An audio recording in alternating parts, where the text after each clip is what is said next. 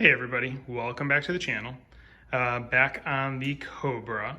It's been a couple days since my last video. I actually just got back from a little joyride in it. I've been putting a few miles on it just to try and see how things are holding up and whatnot. On this drive, brakes felt even better. So I think, now that they're bedding in and they're wearing in and the pad compounds are getting, put on the rotors and whatnot, it's definitely stopping better than it was in the beginning. So pretty happy about that.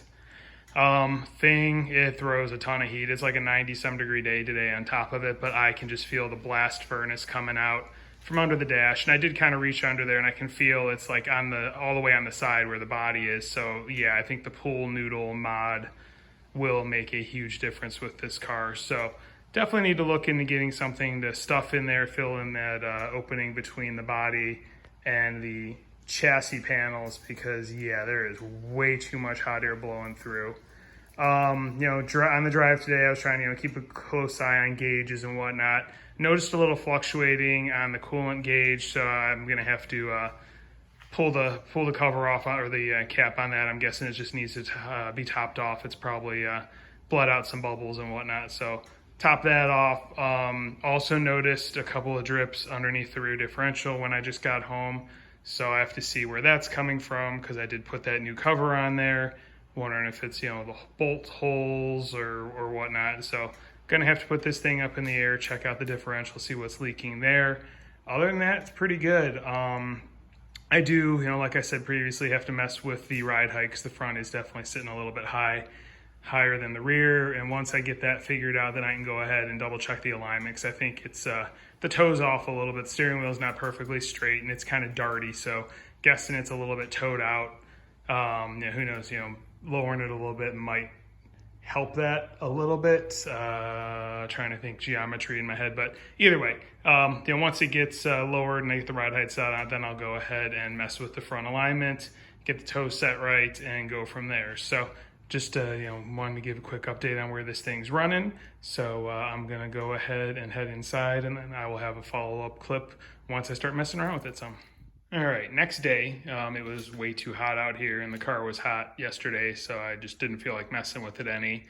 But yeah, first thing I did when I came out, checked the oil, wanted to make sure, based on the fact that I swapped the lower, or resealed the lower intake, wanted to make sure there was no signs of any coolant or anything in the oil yet, or at this point. And yeah, the oil looks good, still nice and, light brown tannish like it should be. Level's fine, no smell of coolant or anything like that. So looks good there. So I think we're pretty good as far as the intake goes, and no leaks from the ports, the crossover passages. Was a little worried about that. Other thing, check the coolant because as I had mentioned when I was driving it and it was getting up to temperature, I saw a couple spikes in coolant temperature where it jumped up to like 100 degrees C and then dropped back down. And it did that a couple of times, so I was figuring maybe there was an air bubble or something in there, or maybe the coolant was low. Checked the big tank there, and it was filled to the brim. So squeezed the hose a couple times, didn't feel any air come out. I did, top it off ever so slightly because it was just below the brim. So I put a little bit of coolant in it, but seems like the coolant wasn't low. So I don't know if that was just the thermostat opening or getting ready to close, or I'm not sure what was going on there. This does have a mechanical coolant gauge in it, so it is an instant read. You don't have the delay like you would with an electronic. So maybe it's something with that. I've never had a car with that before. I'm not sure, but that's something I'll keep on. I mean, it never went over 100 C, which that's approximately like 220. So I can't remember the exact conversion. Maybe that's 230, not sure. But yeah, it was more like, it was like staying 90, 95, never went over 100. So yeah, something I will keep an eye on and whatnot, and make sure it doesn't get any worse. But once I was driving and after those couple of spikes, it pretty much stayed right around the 80 mark. So that should be around 195, 200 degrees, I think. I can't remember the exact conversion, so I think I'm pretty good there. So either way, I will keep an eye on it and go from there. Next thing on my list for today, I want to get the emblems installed on this thing because I don't have the Cobra badges front and rear. So that is what I'm going to work on now. So here are the emblems I have. These are brand new emblems. I got them, I think from Finish Line off the top of my head. They're both the same, for the trunk lid and then for the nose of the vehicle. Also went to the hardware store. I am going to drill holes for these, and I got these clips that that'll go on the pins that are on the back of the emblems. And then in searching online, I found the correct measurements for where to drill these things. So the front will be at 11.5 inches down from the hood opening to the center of the badge. The rear one on the trunk lid will be 18.5 inches from the top of the trunk lid down to the center of the badge. 1/8 inch holes for the pins, and then being that this car has stripes, I'll just center them on the stripes because it would look weird if the stripes are offset ever so slightly and you can't notice it. And then you put the badge dead center on the panel, and then it looks like it's offset to the side. So I'm going to go ahead, start measuring, get these things marked, and get some holes drilled. All right, so here you can see the tape on the front nose. That center slash that you can see, that is the halfway down, the 11.5 inches.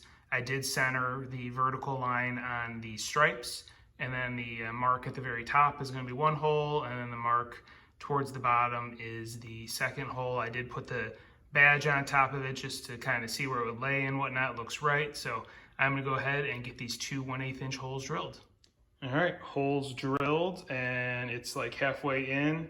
It's definitely a snug fit on those two holes, so I may have to open them up a little bit, but it looks like it is in the spot I want it to be. It looks pretty straight. I think I'm very happy with the location as far as how it sits, where the stripes are and everything.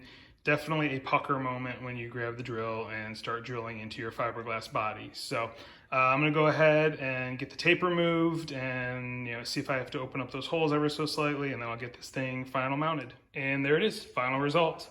I did end up having to use the slightly larger drill bit that I'd mentioned previously. Open both holes up just to get this thing on because it wouldn't go into the 2/8 inch holes. And then I used those retainer clips. I just kind of had to carefully hammer them on from underneath using actually a 1/4 inch drive socket or ratchet with like a 10 mil socket to use that to kind of seat it around the sides of the pins on the badge. So front emblem is on. That is all set and done. Now on to the rear. All right, and then here we are. The rear, I've already marked it, already drilled the holes, and emblem is going to fit in just as it should. There it is, about halfway in, so it's in the right spot. So I'm going to go ahead, remove the tape, and then go ahead and get the fasteners on. And there we go, final result. Rear emblem is on as required. So yeah, pretty happy with how it turned out. It looks like it's dead center like it's supposed to be. And then you can see here, how those little tabs hold it in place. They're spring clips, and they're pressure fit on the two tabs from the actual emblem itself. So yeah, very happy with the result of those things. So that is off of the list. Getting ready to wrap this video up, but I did want to finish up by going over something I mentioned earlier. Is I noticed the rear end was leaking, and you can see the spots on the concrete underneath the cover. Was poking around, and what it looks to be is on each end you see the two bolts that go in and actually are the gusset strength for the caps inside the housing. It looks to be the oil is coming from there. I was feeling around, poking around, and I could feel it was wet right underneath those two bolts that are sticking out, or studs that are sticking out. So my guess is, I've had these covers before. I've never had to seal them in the past, never had issues. This is a kind of off-brand, we'll say, cover. Guessing the tolerances are just a little bit more loose on it, so a little bit of oil is seeping through the threads there. So I'm going to go ahead, in the next video, I will back those out. I've got ARP thread sealer. I'll put that on and then reinstall them. Hopefully that will take care of the leaks coming out of the cover, and there will be no more gear oil on the ground. So that's the plan there. One other thing that I'm going to want to work on with the vehicle is the timing. When I had set it up previously, this thing has an adjustable timing pointer on it. I think it's from Reichert Racing. I don't even think they're around anymore. It doesn't feel exactly right when it's running and when you're accelerating. So I'm thinking I want to double check and make sure that that is set right for what it has is the 0, and then double check the balancer marks and whatnot, and I'm going to retime it just to make sure that everything's good there, because I think the timing might be off. It seems to idle all right and low RPMs right, but then when you get up into the upper RPMs, it almost like it's breaking up. So need to check that, see if that helps at all. If not, maybe pull the plugs, check those again, replace them, because I mean, even though things only got 2,000 miles on it, it's old, so who knows what's happened. So anyway, yeah, next video will probably be fixing the rear end, maybe looking into the timing, still have to get the ride height tweaked, a few other things along those lines, but again, down to all little things that are much more manageable. So anyway, I think I'm gonna wrap this one up here. Been droning on enough.